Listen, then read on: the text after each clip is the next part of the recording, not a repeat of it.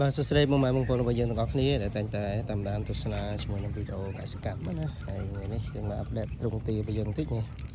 ទាលេខបាយមួយចំណី IC ប្រហែលហើយប្រហែលតិចយើងដាក់ក្នុងទ្រង់បបែកគ្នានោះសកូនមនមកទ្រង់នោះដាក់ទូភ្ញាស់ញាស់ពីវាកាហើយនេះទាសាច់របស់យើង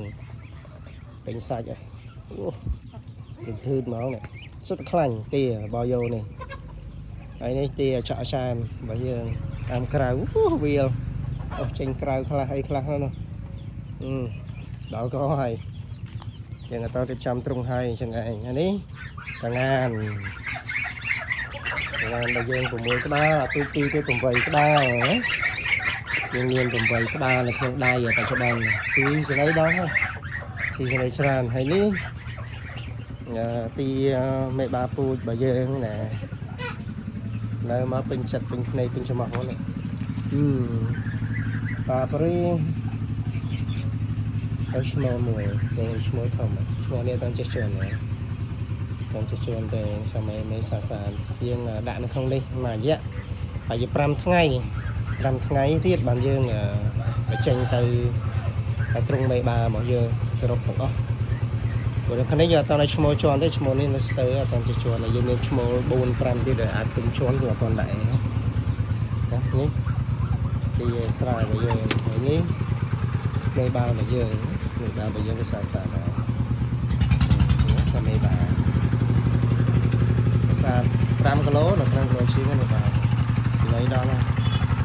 បូមទឹកអត់មើលនេះបែកថោកវល់វិញត្រង់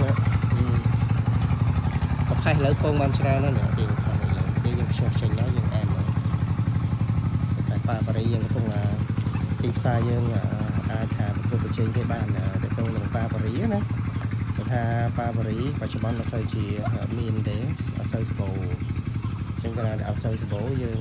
មានគឺយើងហើយបច្ចុប្បន្នតាមច្រកតាមភូមិស្បូរណាស្បូរពុកឃីងតំបន់ណាក៏មានដែរបច្ចុប្បន្នហ្នឹងណាតែឥឡូវប៉ាបារីអត់ទាន់មានទេប៉ាបារីនោះប៉ុណ្ណឹងតែមេឈ្មោះតែតាមបានច្បាស់មើលតែអាច100ប្រហែលជាអាចឈ្មោះច្រើនជាងនេះគីឡូវាហើយជាមួយជាក់ស្ដែងចឹងដល់ម៉ោងដែលគេចាប់ផ្ដើមជន់ហើយម៉ោងស្មើនេះ5 6នេះពេញជន់ក្នុងគេជន់មេម្នាក់មួយមេវិញធំពងនឹងមកគេឆ្រែងនឹងពងប៉ុណ្ណាទីភ្ជាប់ណាខ្លីខ្លឹមស្អាតទេស្អាតតែលុយក៏មានលុយឲ្យពុនទេរាល់ថ្ងៃទេសាច់នេះបាប់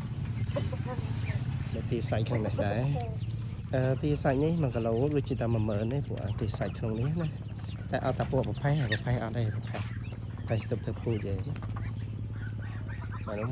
មេអត់ទេពួកចិត្តទៅស្ទង់ធាត់ដល់កនេះស៊ីដល់ហើយចាក់ខ្លាញ់បោចដល់កថ្ងៃស៊ីសាហាវណាស់ទេខ្ញុំ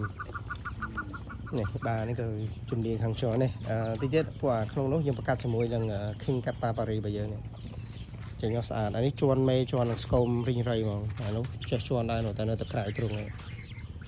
អូខេអរគុណច្រើនជម្រាបលា